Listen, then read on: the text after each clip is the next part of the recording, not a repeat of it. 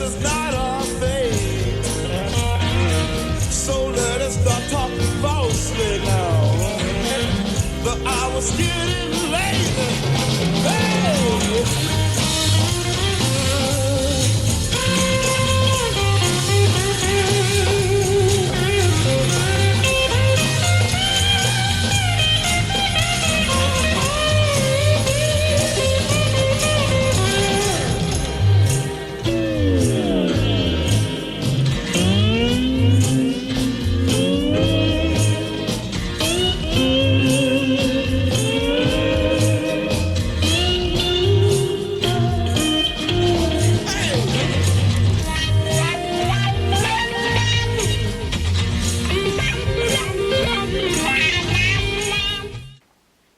Good morning, my fellow treasure hunters and explorers.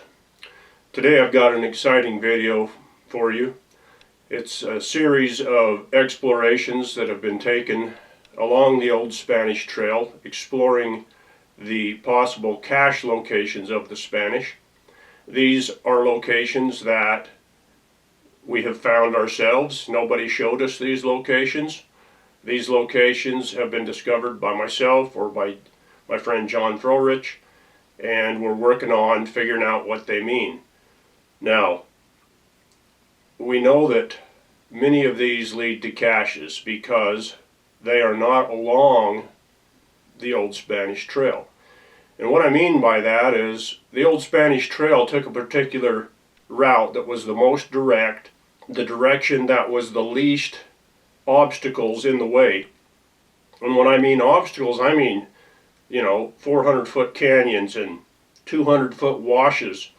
And these obstacles that presented themselves as a challenge to the Spanish, once they figured out the most direct and easiest course, then they made trail markers or mapped the course and passed that information along to their company or to the king or to whoever was doing the transportation or the exploring.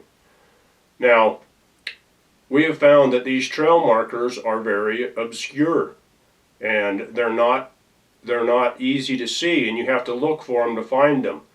And I think the reason for that is the Spanish wanted to mark the trail for themselves in their own means and ways, but they didn't want the French or the English or any of the other civilizations that were here, the Portuguese. They did not want competition from these individuals if they were to find their routes and their trade routes, their trade secrets, then they could compete with them. And of course, this was Spanish territory for many years. It was Spanish territory for as many years as the United States has been a nation. And so a lot of things went on. I mean, when you look at what the English settlers, the European settlers from Britain and Scotland and France and the different European countries other than Spain, they went all the way across the Great Plains, all the way to California, and ran into the Spanish in just a few years, within 80 to 100 years, and there were even some conflicts. And so we have an incomplete history of the Spanish explorations, exploits, their missions, and some of these things I think were kept secret for various reasons. Some of these expeditions were possibly illegal. But when we find monuments and things that are off their side trails to the main Spanish Trail, we know that they lead to something. They lead to a mine, they lead to a cache, or they lead to something, water perhaps, that is out of the ordinary, that pulls them off the trail, because there was no other reason or means for this to happen. It took months to travel from the interior of Utah or Nevada or northern Arizona to get back to Mexico City or to the coast, to their shipping industry. And so they didn't dilly-dally, they didn't take side routes for fun. They were either seriously exploring or there was a reason.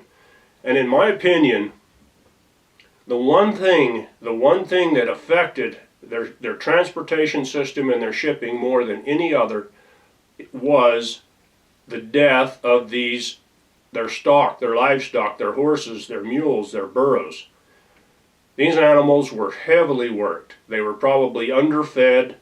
They sometimes had to go long distances or periods without water.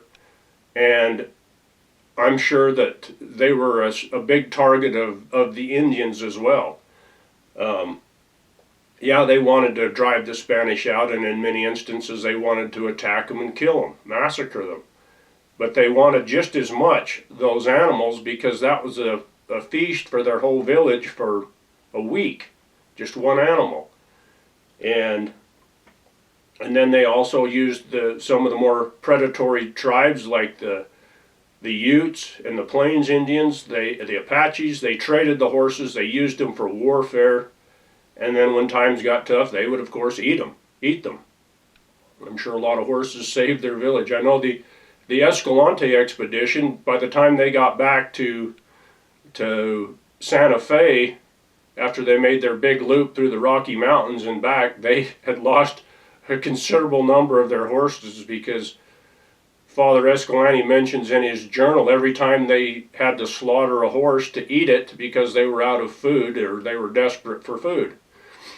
And so they lost a lot of animals, and whatever was on those particular animals that died obviously had to be cached, had to be left behind. They couldn't just throw it on the rest of the horses who were weak or tired, just as tired. They would have expedited their own demise. And so they had to make a cache, find a cave, bury it. And it wasn't always gold and silver. It was whatever they were hauling, whether it was textiles or weapons or anything of value that they were carrying from trade back to Mexico.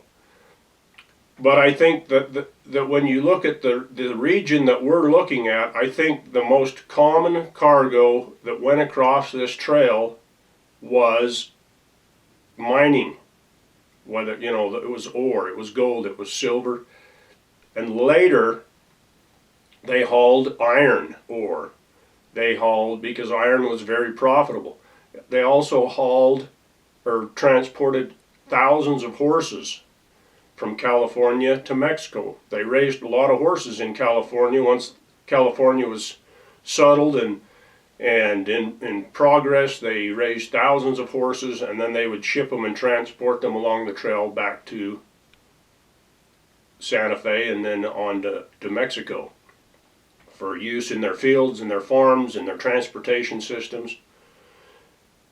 And so there was a lot of different trade items, but when you look at something that's going on a side trail and being cached, it had to be something that was pretty high value. And so I think in most instances they were able to recover whatever it was that they had hidden or cached, but I know that in a few instances, at least that we are aware of, they were not able to return. And I've talked about that on other videos. I've talked about the Lost Marias treasure, where the family came up from old Mexico and hired a known treasure hunter, a treasure story writer, a treasure history writer, and through this information we learned that this family was looking for a treasure that was left by one of their ancestors, or an ancestor or a friend of an ancestor, but they knew about this treasure and they were looking for it. And they've never found it. And we have reasons to believe that some of the family may still be looking for it. We have some interesting evidence of that. But still, it's very interesting history. There's very interesting monuments that are left. I'm going to show a lot of those today that John has found. I'm going to show some glyphs, some new glyphs and things that I have found, some new information that is furthering our research and discovery and the fun that we're having in this search for this lost history. And We also found a very cool and interesting fossil bed that has some dinosaur tracks or tracks from some type of large bird. I mean, a large bird, a four-toed footprint. Looks like a turkey track that's about twice as big as my number 12 foot. Anyway, follow us along in this video and I hope you enjoy it. Not sure if it's a Yeti, a Sasquatch, the Tibetan beast, the Himalayan monster, or the cedar patch creature.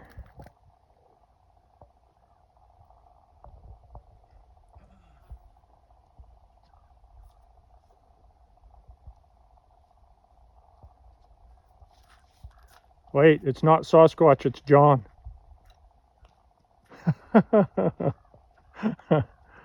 This is so badass, dude. You gotta see this. This is one of the things we've been looking for, dude. Check this out. That cross on the ground in the circle. Oh shit. That's been there for a while. Yeah, I'd say this is right in line with that 333 degrees that we've been following. That's the Jesuit cross with the circle. Oh hell yeah, and look how the one side is longer on this side than, you know. Yeah. That is old. Yep, that's been there a while. I think your tree with the crown carvings in here somewhere. Probably. It was on the east side of the tree.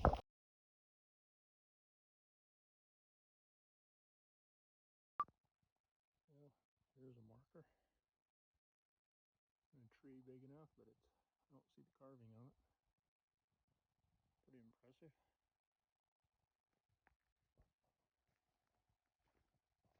Which is kind of odd. You would think it would point towards the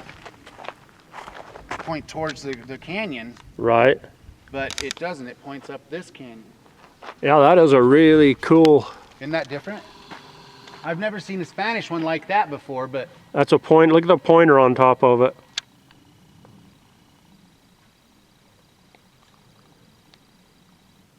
There's going to be another one. so I've That hiked way. a little bit back up this canyon, but not very far. Yeah. That's kind of what I wanted to do today is maybe Go check see. out up there and see if we can find another If you got up monument. there and lined this one up till you found what it was looking at over there. Yeah, it points straight, well, off to the west of this canyon a little bit. So I don't know. That's a cool one though. I've never seen one like that. Yeah, and it's just three rocks, two or three. Yeah, but rocks. look how big those rocks are. Yeah, and they're flat,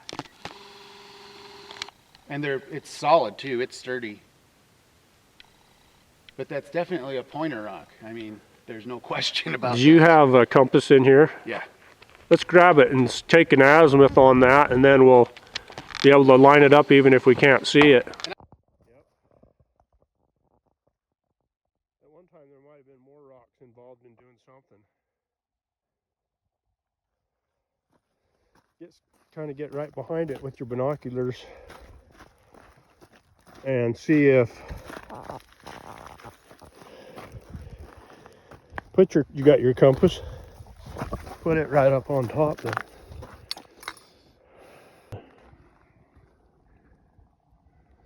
It's like 220. Oh, it's a little off. Okay. 238. Something like that.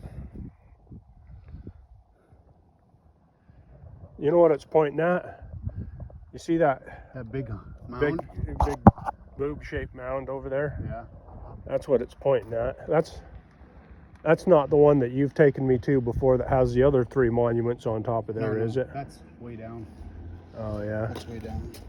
There's another monument right over there. Where? Or it looks like one. Oh, maybe, yeah. Maybe look at that with your binocs and see what.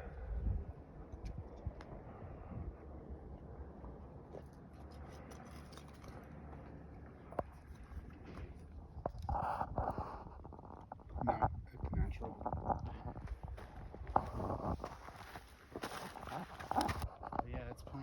I wonder what all those other rocks on top might mean. I don't know. But why put all these little rocks in here? You know? To hold them? I don't know. Yeah, I think that's why they would have put them in there. Hill.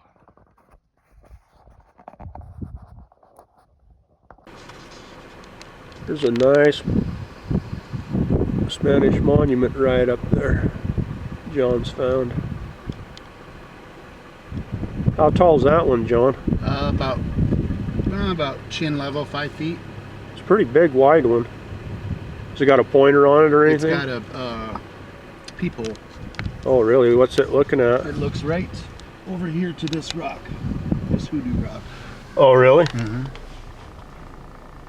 And I've walked all the up top of there, all the way around, and I can't Nothing, find huh? anything else. Then there's another monument way at the top of that peak. Huh. Oh, that big brown peak up there? Yep, there's a monument. Is it on the left or the right in front of us? Right dead center. Okay, I can see kind of where I think it is. Yep, dead center of it. So I'm thinking those are trail markers coming through This here. would be more of a trail marker. Yep. But you would think that they would, like they were coming up this canyon and they were following this canyon up is what I think. That would make sense. Yeah. Headed this way to get to the crossing of the Father. Right. Because You got to go high and then top. across and then drop down.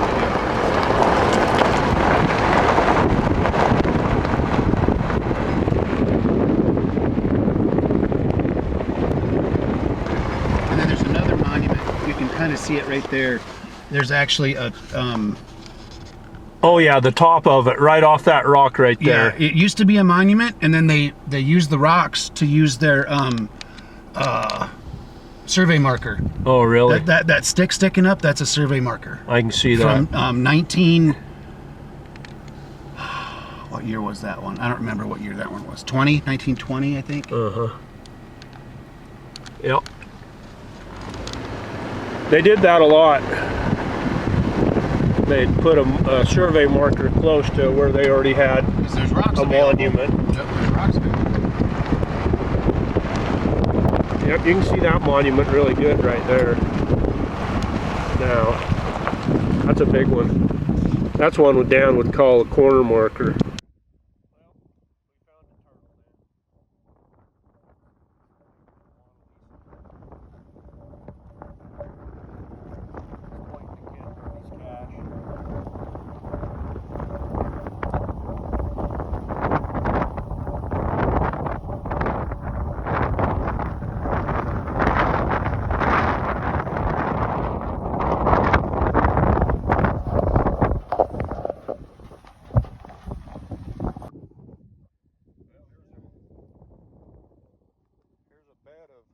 Oyster bed.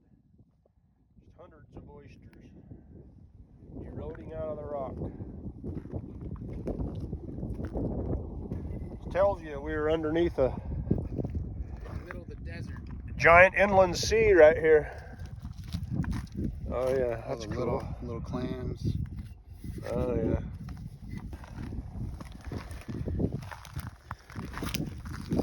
There you go. Oh yeah. We were talking about wondering if there's any pearls in any of these. There's a bigger one. Yeah. Should have brought our geology hammer. I got one. Or, oh, I do too, in my backpack, I think. Yeah, this is a. Now over around where I grew up, around Escalante, there's a. Up on a bench up there, I found one where the clams and the oysters and everything that's coming out are like the size of a basketball or a softball. Everything's huge. Huh. Nothing, you know. There's just some small ones, but nothing's really. I mean, they're just giant. I don't know why. But wow, this is quite the oyster bed. Look at these clay hills over here. I wonder what's all eroding out of that. You ever look on the back side of that clay right there? Yeah, it's just all dirt. Up there.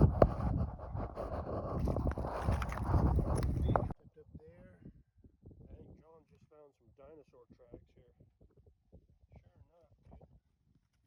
See that perfectly. Yeah. Wow. Wild. That's the first one I found up here. Probably a big bird or something. Yeah, hunting clams in the mud after the... Yep. Look at all these crisscross. It looks like right here. Looks like these are tracks right here. That one for sure is the best one. Yeah. That's a perfect track. Wow. Bet that bird was eating clams out of the mud.